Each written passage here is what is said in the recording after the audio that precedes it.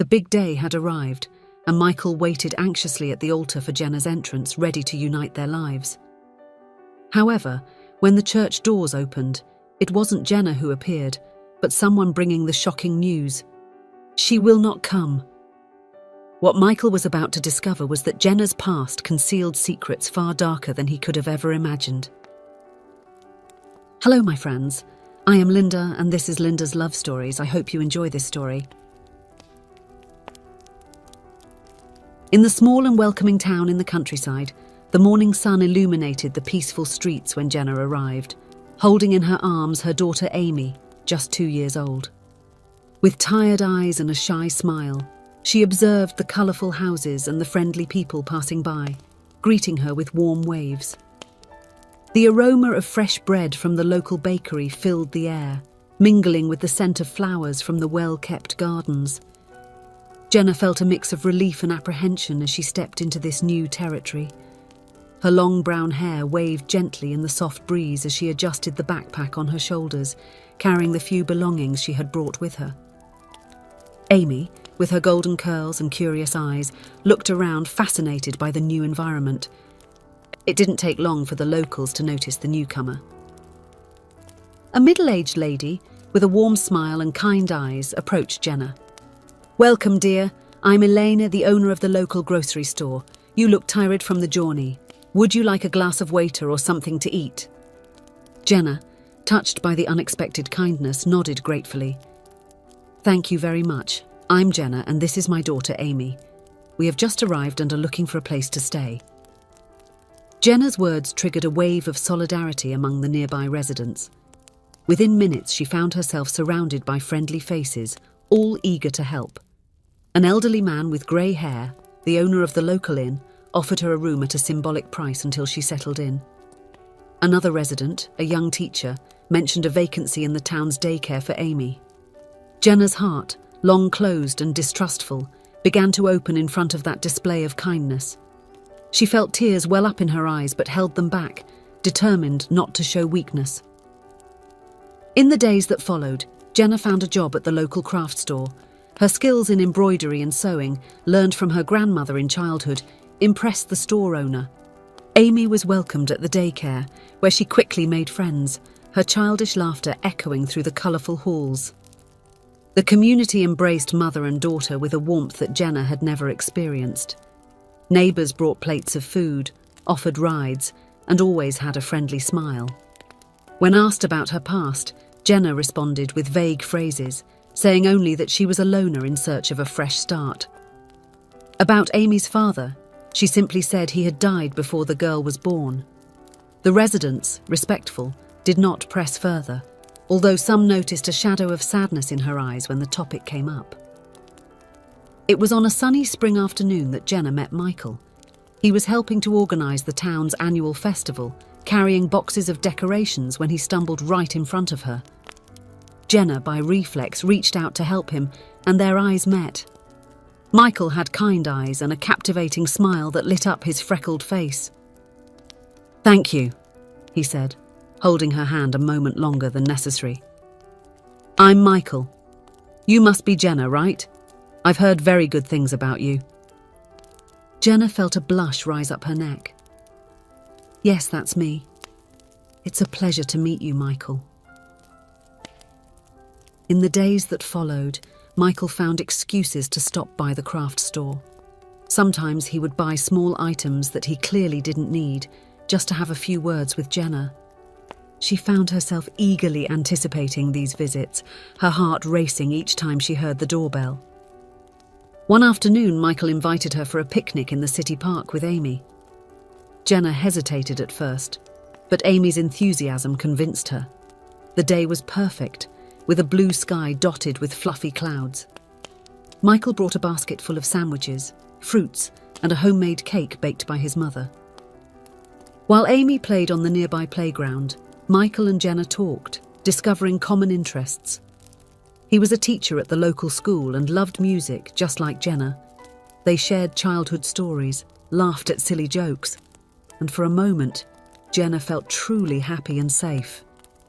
Weeks turned into months, and the relationship between Jenna and Michael flourished like spring flowers. He was kind, patient, and caring not only with Jenna, but also with Amy.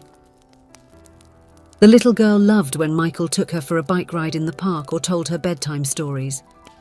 Michael's family also welcomed Jenna and Amy with open arms. His parents, a loving middle-aged couple, treated Amy like a granddaughter. Michael's siblings, two older sisters, loved to spoil the little one with gifts and attention. On a starry night, during a walk by the city's lakeside, Michael knelt down in front of Jenna. With trembling hands, he took a small box from his pocket. "Jenna," he said, his voice choked with emotion, "you have brought light and joy into my life in a way I never imagined possible. I love you and Amy more than words can express. Would you do me the honor of marrying me?" Tears of happiness streamed down Jenna's face as she answered yes between sobs. The ring, a delicate piece of silver with a small sapphire, gleamed in the moonlight as Michael placed it on her finger. The news of the engagement spread quickly through the small town, bringing a wave of joy and celebration. Everyone wanted to take part in the preparations for the big day. Mrs. Elaine offered to make the wedding cake, while the local florist promised the most beautiful arrangements. The town's seamstresses united to create Jenna's dream dress. Amy was thrilled at the idea of being the flower girl. She spent hours drawing what her little dress would look like and practicing throwing flower petals down the aisle. The girl's happiness was contagious, making Jenna smile every time she saw her skipping around the house with an improvised veil. The weeks leading up to the wedding were a whirlwind of emotions and preparations. Jenna, for the first time in years, felt truly at home. The shadow of the past seemed increasingly distant, like a nightmare that was finally beginning to dissipate.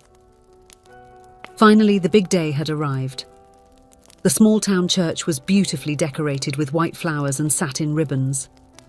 Michael waited at the altar, nervous but radiant, dressed in an elegant navy blue suit. The pews were packed with nearly all the town's residents, all eager to witness the union of the couple who had won their hearts. The pianist began to play the wedding march, and all eyes turned to the entrance of the church. The doors opened slowly, and Michael's heart raced, anxious to see his bride. But it was not Jenna who entered. Margot, one of the bridesmaids and an old friend of Jenna, burst through the church, panting and with a face marked by panic. Her heels echoed down the aisle as she ran towards the altar. The music stopped abruptly and an astonished silence took over the place. "She won't come," Margot said, her voice choked. "Michael, you need to know the truth." Shock rippled through the assembly like a wave. Michael, pale and confused, descended from the altar to meet Margot. "What happened? Where is Jenna?" he asked, the concern evident in his voice. Margot took a deep breath, trying to calm herself. "Jenna ran away. She has a past that she hid from all of you. Vince, Amy's father, he is not dead. He reappeared today with threats. Jenna had to flee to protect Amy." Margot's words struck Michael and everyone present like lightning. A murmur of shock and confusion filled the church. Michael felt as if the ground had disappeared from under his feet. "I don't understand," he murmured, his mind spinning with questions. "Why did she never tell me? Where is she now? And Amy?" Margot placed a comforting hand on Michael's shoulder. "I was with Jenna, helping her get ready for the wedding when Vince showed up. He is a dangerous man, Michael. Jenna ran away from him years ago to protect Amy. She thought she was safe here, that she had left the past behind." The revelation shocked everyone. The image of the sweet and gentle Jenna contrasted drastically with the story Margot was telling. Michael struggled to process the information, his heart torn between the pain of betrayal and concern for Jenna and Amy's well-being. "Vince arrived demanding that Jenna go back with him," Margot continued, her voice trembling.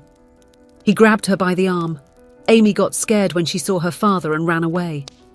Jenna managed to prevent him from taking the girl. Some nearby residents were able to hold Vince while Jenna got into the car and fled with Amy." Chaos ensued in the church. The guests began to stand up, some crying, others arguing loudly about what should be done. The pastor tried to calm the crowd, asking for order and understanding. Michael, still stunned, turned to the town sheriff, who was among the guests. "We need to find them," he said determinedly.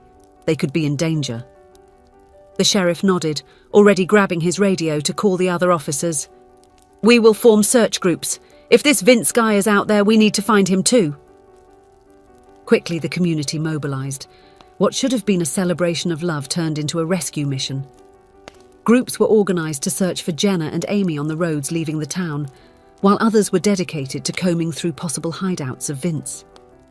Michael, accompanied by Margot and some close friends, headed to the police station to get more information. There, Margot revealed more details about Jenna's past. She had come to the town to hide from Vince, an abusive ex-husband. There were already reports against him at the police in his hometown, and he was wanted for other crimes, but he had never been arrested. "Jenna lived in fear for years," Margot explained, tears in her eyes.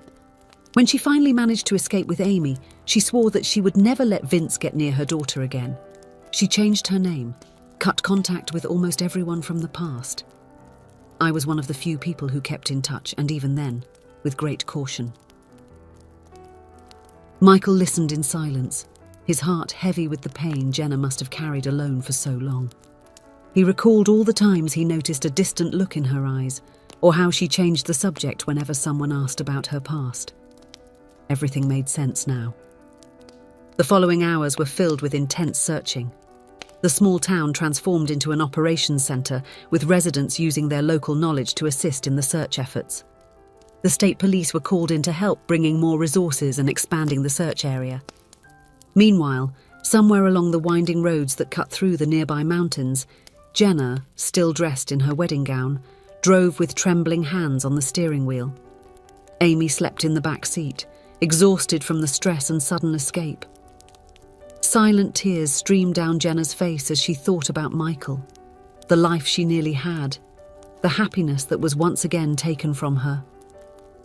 Night fell, bringing with it a light rain that made the search even more difficult. Michael, refusing to give up, continued searching, checking every back road, every abandoned cabin in the vicinity.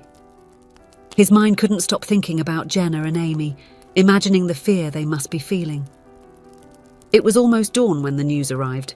Vince had been spotted in a neighbouring town, trying to rent a car. The local police, already alerted, were able to detain him before he could escape. The news brought a mix of relief and concern. Vince was in custody, but where were Jenna and Amy? With Vince in custody, the police managed to gather more information. He revealed, between threats and curses, that he had tracked Jenna through a social media post by Margot about the wedding. The picture of the small town in the background was enough for him to find her. The morning was advancing when Michael finally received the call he had been eagerly awaiting. Jenna had been found in a small roadside hotel, about 100 kilometres from the city. She was frightened but unharmed, and Amy was safe with her. Michael rushed to the location, his heart pounding in his chest. When he finally saw Jenna sitting in the hotel reception with Amy asleep in her arms, all the emotions from the last few hours came rushing back. He ran to her, enveloping her in a tight embrace, careful not to wake Amy. "I am sorry," Jenna sobbed into his shoulder. "I should have told the truth. I was so scared." Michael hugged her tighter, gently kissing her forehead. "It's okay now. You are safe. We will get through this together." In the days that followed, the full truth came to light. Jenna, with the support of Michael and the community, gave her testimony to the police. Vince was transferred to his hometown, where he would face the pending charges against him.